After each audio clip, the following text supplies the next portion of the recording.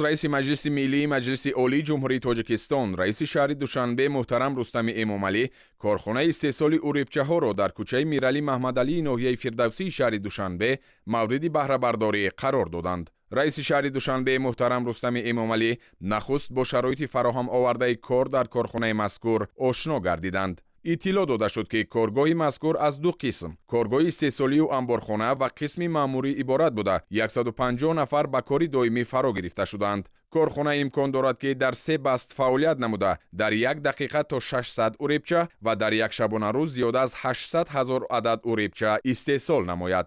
ساختمان کارخانه در اساس دستور و هدایت‌های سرور دولت محترم امامعلی رحمان اوید به اعلان گردیدن سالهای 2022-2026 سالهای رشد صنعت و قرار رئیس شهر دوشنبه از جانب جمعیت دارای مسئولیتش محدود وصل ماغیان سال 2020 آغاز گردیده بود.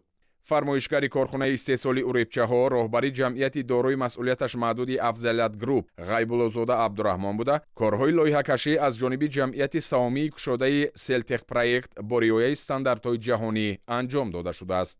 مساحت عمومی کارخانه 11845 متر مربع را تشکیل داده. کارگاه استحصالی از 2 آشیانه عبارت می باشد که در آن 11 حجره کاری، آشخانه برای کارمندان و آزمایشگاه برای سنجش محصولات استحصال شده جایگیر کرده شده است.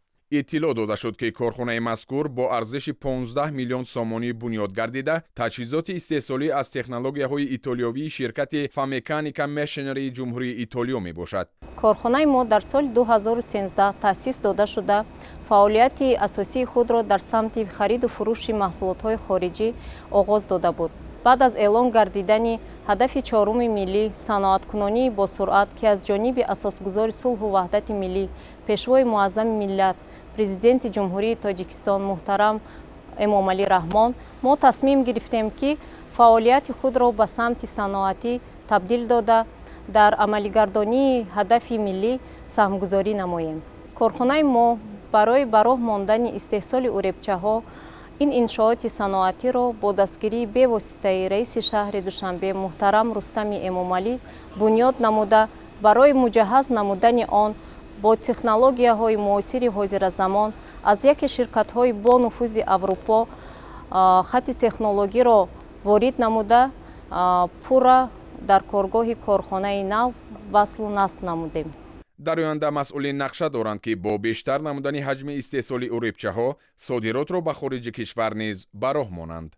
رئیس شهر دوشنبه محترم رستم امامعلی مسئولین را موظف نمودند که در سمت بلند برداشتن صفت محصولات استحصالی توجه بیشتر ظاهر نمایند.